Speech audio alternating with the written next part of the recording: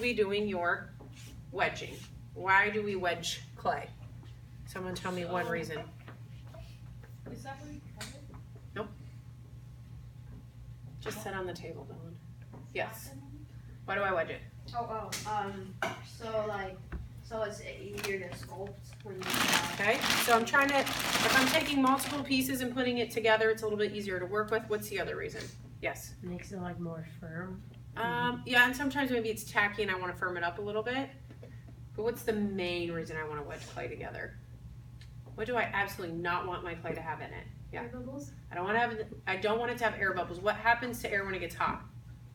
What's it do, guys? So what's going to happen to your clay project if there's air in it?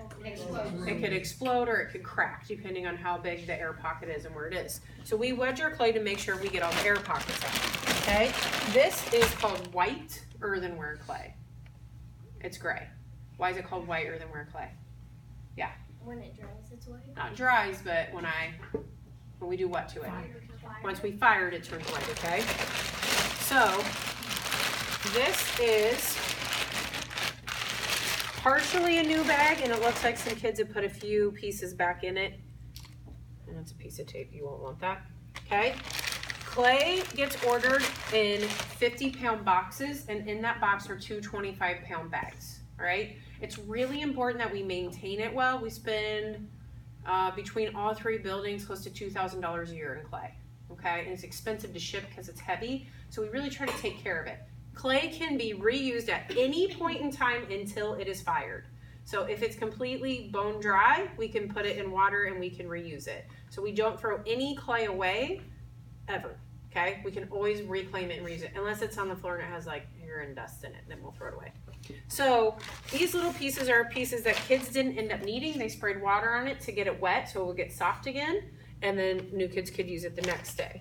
This is a whole bunch of different pieces, it looks like, and this one looks like it's a new bag. If you have to open a new bag, tell me, and I'm going to demonstrate to everybody how to do it so you don't look like a rabid badger tearing it open and ruining my clay bag, okay? It's really simple. So you come over here, you just take the bag and open it and pull it down, and then you're going to take this bad boy. You guys remember what this is called? A cutter. Close. Yep. One broke last year. Yes, that happens. Anybody remember what it's called? String. A string. It's clearly a string. Yes. Clay cutters. Okay. It's called a cutting wire or a wire cutter. This is string. They also come with like piano wire in them. I like these better because the piano wire gets all tangled and it breaks and then it's sharp and pointy and kids cut themselves. So, string. Take it on the opposite end of the bag to you. You can wrap it around your fingers if you need to make it tighter, and then you're just going to pull it straight through. Okay? I'm down about 1.5 inches to 2 inches of clay. So that's probably more clay than you've worked with before, yes? Mm-hmm. Okay, now the thing is, like, you get done and you don't use it all, then you'll put it back and someone else will use it. Does that make sense? Yes. I'd rather have you err on the side of too much clay than not enough clay for the first part of our project. All right? Now, if, clean your wire cutter off, put the little pieces back on, hang it here, please, so we can find it again. No one is behind me. I'm going to seal the bag of clay up. Why is it important I do that? Doesn't dry out. So it doesn't dry out. Especially the new bags. I've had to try to like saw a 25-pound block of clay apart so I could get it wet so we could use it again. So please, please, please, if no one is behind you, seal it up, and then usually what I do is turn it on its side and I press it against something so it doesn't slowly open up, especially on a Friday. Make sense? Okay, so that is part of your responsibility. So clay is here, wedging table is here. 2 of you can be up here wedging at a time, but I'm obviously going to demonstrate in the middle. Okay, this is a pretty good block. I'm not even really seeing air pockets in it, but I want to go ahead and wedge it anyway just to make sure I don't have any and get it working. So to wedge, I usually kind of stick it on the wedging table, and I take the palms of my hand and I'm going to push it away from me, and then I'm going to take my fingertips, I'm going to pull it toward me. Does that make sense? So it's away and toward. So how many of you have ever helped make like homemade noodles or breads or pie crusts or anything? So if you had to wedge before, it's the same sort of thing. You're going to be a little clunky at it at first, and then you'll get a little bit more comfortable and faster. So I'm just kind of pressing it down into the wedging table, and you see how it's kind of rolling on itself? So essentially, I always think it looks kind of like a crescent roll. You see that? Okay, once you've got a crescent roll, then turn it and do the same thing. I'm just gonna take this part and kind of press it into the base, and I'm gonna pull it on itself, and I'm gonna wedge it around, and then it's gonna go from a crescent roll into a cinnamon roll. I'm hungry at the end of the day. Okay, don't eat it though, clay tastes bad. Now, that part right there doesn't look particularly good. You can see all the wrinkles and folds, but if I've done it well, and I cut this chunk off, does that make sense? So I should be smooth and not have any air pockets. Now, you don't want to stand up here and wedge forever and ever and ever and ever. Why not? Because you're wasting other people's time. Take a little chunk and hand it around. Take a piece, just a small little piece off and hand it to the next person. You can worry it while you sit there. What happens to clay if I keep wedging it and wedging it? What, William? It dries. It dries out. The oils in your hands are going to pull the moisture out of the clay, and ironically, the clay is also going to suck the moisture out of your hands, which is why I have lotion over there on the counter. Okay. So if you're playing, if a kid comes to me and they're tossing their clay back and forth, I'm like, "What are you doing?" They're like, "I'm thinking." I'm like, "No, you're ruining your clay." So you don't want to dry it out, because what'll happen if you wedge for too long? I think of an M&M. You have a hard candy shell on the outside, and you have soft milk chocolate on the inside, right? Remember I told you I was hungry this time of day? So what happens if you go to do something with it, the outside of the clay will crack, even though the inside is soft. So we want to really be careful that we don't dry our clay out, okay? So this is pretty wedged. I've made a cinnamon roll. I think I'm good. Now, you guys, we know that we are making a cylinder, right? And we said that we're going to roll out a slab. So a slab is what shape again? What are we going to cut it into? Rectangular prism. We're going to, okay, thanks, Jack. We're going to cut it into a rectangle, okay? So this isn't in a very good position to be a rectangle just yet, right? So the best thing to do with your cinnamon roll is you're going to make it into a cube first, okay? So tap one side, tap the other side, and then you got to make your other 4. 2, 3, 4. Is that a perfect cube? No, but close enough, okay? Now, we are going to roll out clay on our slab maker here. So we've got these little templates. How thick are those templates? Anybody want to guess? Quarter of an inch. Exactly. So how thick should clay be before we fire it? Quarter of an inch. Exactly. So pinky pencil 1/4 inch, if that helps you remember. You can fire it thicker, but the thicker the clay is, the more you run the risk of it having a what in it? Exactly. So we wedge it, and then we also try to make it a 1/4 inch. How dry is your guys' clay already? It's getting there. It doesn't take long, right? So it's going to turn in like a little cracked ball of awfulness. So that's why I'm letting you manhandle it today, but don't do that with your clay when you're working with it. Now, this is about 3 inches, and I need it to get to there. So to make your life easy before you roll, you're just going to flatten your cube a little bit, okay? So, and turn, and turn. So all I'm doing is I'm saying, clay, go this way. You can see that? It's the only time you get to throw clay in here. You can throw clay at the high school on the wheel, but not here. So to pick that up, because it's tacky, I'm cupping my hands like this. See that? And I'm holding it, and I'm twisting and lifting at the same time. Do not go at it with your fingertips. Otherwise, you're going to end up with, like, it's going to tear. Okay? So you're trying to release the section. Now, you guys can flatten it a little ways. Oops. You don't want to make a pancake, though. And that's good. This is pretty malleable clay, too. It has high plasticity. Do you guys know what that means? Very It means that you can oh, go ahead. It's like high in plastic. No, it doesn't have plastic very in it. movable. If something has high plasticity, it means that you can bend it and move it, and it will go back to its original state without breaking. Now, as you dry it out, does your clay have high plasticity anymore? No, it doesn't. Okay, so right now this is pretty good though. This will roll out. So I want to use my rolling pin and my templates here to roll this out. I think what I'm going to do is, like, do you guys want to do your vessels this tall, or you want to make them a little bit shorter? A little bit shorter. This tall, you think? How about I roll it out? Let's look at it, because I think you're going to want to make them slightly shorter, and I'll modify these. But let's say I've got to get this clay to this size and this thickness, okay? When I roll, I want to start in the middle, because I need this clay to go this way, and I need this clay to go this way. But I do not need this clay to go all the way to the top. Does that make sense? Okay. Where do you think I'm going to get more resistance? In the middle of my clay or the edge of my clay? The middle. So where do I push harder? The middle of my clay or the edge of my clay?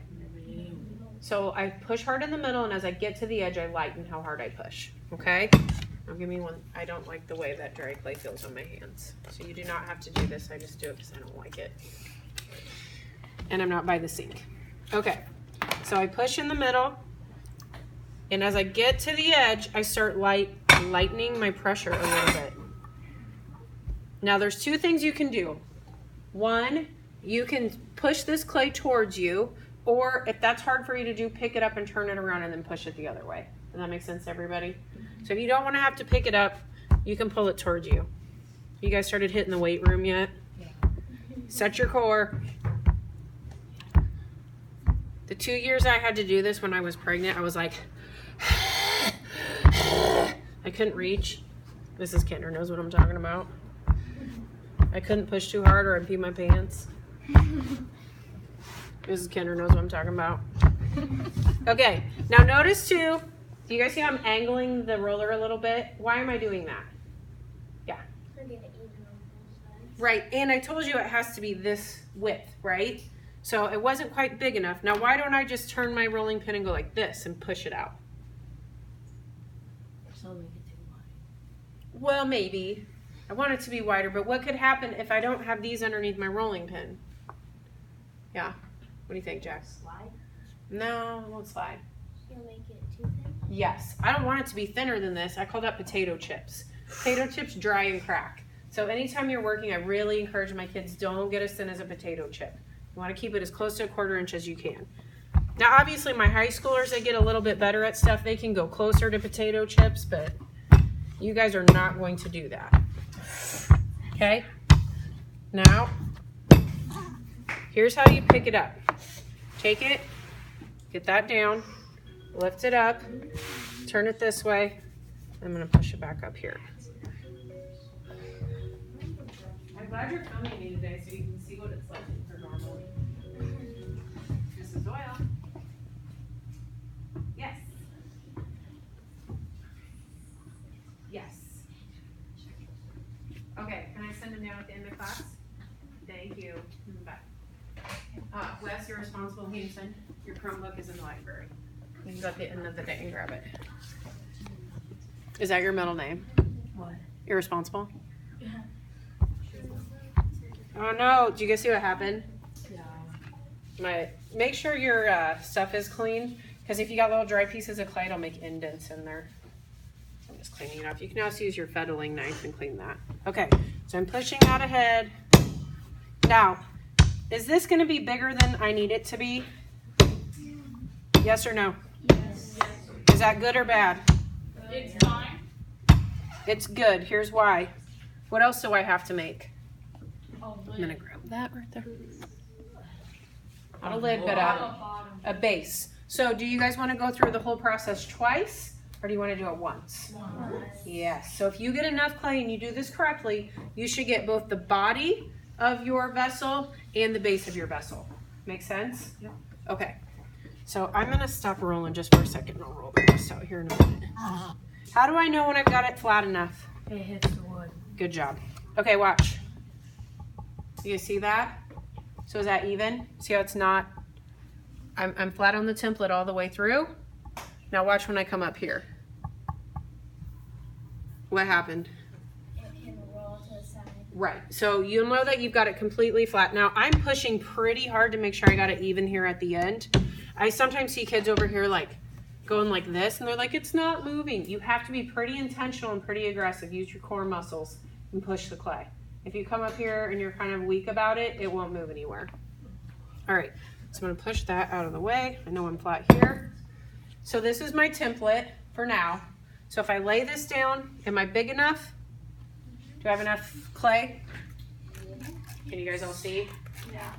Okay, Dylan, what do you think? I'm just checking with you. You got a pencil on your ear, so it makes me feel like you're smart and you know what you're doing. If you went to a job site, would you look for the guy with the pencil on his ear? Yes. Yeah, so I just need to know if Dylan thinks I'm doing it right or not. Okay, I have a couple cutting utensils over here. This is called a fettling knife, and this is called a throwing pin. Ooh. Not because you throw it at your fellow students, because you use it when you throw on the wheel. Okay? Yes. All right. I can cut clay with them. Which one would you prefer to use to cut a straight line? Knife. The small one. Why the fettling knife? Because it's longer. and it's easier to cut it and It's better. thicker, so it's going to be less likely to curve on you when you're trying to make a straight line. So inversely, what would I want to use this for? If I cut straight lines with this, what do I want to cut with this? Wiggly, curvy lines, okay? I can also scratch with this too. Now, how many of you are good with using a ruler? Super good. Take your non-dominant hand and press it down so it doesn't move around on you. Take your dominant hand, cut straight up and down and back and forth. Do not angle. Can you guys see this? If you angle your knife, you will have weird angles on your slab, okay? So you need to make sure you cut straight across. And then I'm going to cut straight here. Oh my gosh, my fiddling knife is crooked. Please don't bend my tools. And I get crooked lines. So you guys see how I'm pulling that straight and I cut all the way off? What do I do with my extra clay? Throw it away? Nope. Put it back in a bag or use it for the bottom. Or for when we were doing mugs, we'd use it for the handle, but for us, it can be for your decoration. Does that make sense? So you keep this clay too, don't get rid of it. Here's my base clay. I haven't rolled it out all the way. And here is my extra clay, like if I'm making a coil, which you guys all have to make at least one coil. Right, because I said I needed you to learn that as well. Okay, so I'm going to lift off my template. I slide my canvas down so I can pick this up. And am I a 1/4 inch all the way through? Yeah. Okay, yep. Yeah. All right, now, so do you guys see the texture on this side? Yeah. This side is smooth from rolling it, this side is textured. So which side do I want on the inside of my vessel? The textured side or the Textured. smooth side? Texture. That's what everybody always wants to guess. Now, which will be easier for me to smooth? If it's on the inside or if it's on the outside? Because if I have it on the inside, can I still see it? Can I still see inside a cup? Yeah. So can I still see that? Well. Yes, so inside or outside for texture? Outside, okay? I know it seems a little counterintuitive, but it'll make sense in the long run. By the way, once you get to this stage, you can take it to your desk and work. You just have to clean up. Yay, metal roof. Okay, carefully. Notice how I'm always kind of holding the clay with my whole hand and not my fingertips, because I don't want to put pressure on it and have it dent or slip. So, if I line this up and I'm going to make my cylinder, I want to try to make this as circular as I can, and I want that to meet up. Why is that sticking together right now? Because it's wet, so it's tacky, it's sticky. When it dries, what will happen to my clay? What happens to clay when it dries? I'll give you a hint, the sponge does the same thing. What does it do? When it dries, when the moisture leaves it, what's going to happen to it? It gets hard and it shouldn't crack, but it shrinks. So if this shrinks down and it's not tacky anymore, what's going to happen to the cylinder where it's connected? It'll come apart, right? So it's fine like this right now, guys, but I need for this clay and this clay to come together. So the first thing I do, what are the 3 steps to attaching clay? What's the first thing I got to do? Yeah. Nope. I want to make more surface area. What's it called? Scratch? Yep. I'm going to scratch it. I think Mrs. Tevin says scratch and attach. Yeah. So it's technically called score. You're going to score it. You're scoring. Okay? So I go through, and all I'm doing is I'm going to make little X's. They don't have to be perfect. I'm just trying to make more surface area. You'll notice I always use my non-dominant hand when I'm doing something to the clay to hold it steady because I don't want to put pressure on it and it falls. All right? So pretend I score all the way to the bottom. I do the same thing over here. I'm making more surface area, and then I add what? Slip, right? And I don't have any over here. It's in the buckets in the sink. So you guys all know what slip is, right? Yeah. It's like It's very wet clay. So it's just like a mayonnaise consistency. So it's just clay just like this. It's just soaked in water until it's basically disintegrated into like mayonnaise. Still don't eat it. Okay, so pretend like it's the mortar between your brick and you're just going to put a little bit on here and a little bit on here and then you're going to bring it together. All right? Now, here's my question for you. Will that stay now that I've done that? No, it won't. It'll help it to stay, but it won't stay. So I'm gonna take a molding tool. Let's see which one I want. We'll do this one. And I learned this trick when I was doing my practicum from a really good art teacher that did a lot of clay stuff. And essentially you're gonna make it messy before you make it pretty. I call it Frankenstein monster stitching. So you gotta take clay from that side and clay from that side, and you're hooking it together. So when it dries and shrinks, it shrinks in one size instead of shrinking apart, okay? So only work about 1.5 inches to 2 inches at a time. Take a chunk of clay from this side and tear it over to this side. So I didn't go all the way through, I went about halfway into the clay. So that'd be about 1/8 of an inch in, okay? Then go to the next chunk and tear that the other direction. Sorry, I'm trying to like stand at weird angles. And then tear it back this way and then back this way. So I don't want to do it all at once because that would make a big mess. But then I'm going to take my non-dominant hand and stick it in there. I'm going to push all this clay into the holes. I'm going to use the side with the teeth a little bit because I'm having trouble getting it to connect. And then back to the smooth side and smooth it in. You guys see that? Now here's a trick that should make it a little easier. Turn it upside down and do this side and do just a corner, corner, corner. And again, I've always got my left hand in there to kind of support it, and then I'm just pulling with the edge of the clay. Do you see how I've kind of flattened it a little bit too, because it makes it easier to press the clay in? If your clay is too dry, it'll start to crack and break during this. So you want to make sure it's nice and soft. Actually, this is a little soft, so it keeps wanting to collapse on me a little bit. And come on. I always wish I had like a group of assistants like Martha Stewart, and I could be like, through the magic of TV, and then I would just pull out the next mug that was already done, and you'd all be like, wow. Thanks, I appreciate that. Okay, it's a little messy. I would take the time then with my finger, the edge of my molding tool, and smooth that all up, and we'll clean that up a little bit in a minute. Smaller, like shorter. Yeah, we will. Okay, so in here, there's still a crack. Now I used to make kids try to attach it, and it always looked terrible. So what I would do is just kind of take the edge of a molding tool, and you're just kind of going in there and smoothing it together just to get rid of that crack. Does that make sense? See how I'm kind of letting it go flat in my hand too? I think that makes it easier. And then I'm just using my finger to polish it, and I'm trying to get about halfway so I can do the other half on the other side. Can you guys all see that?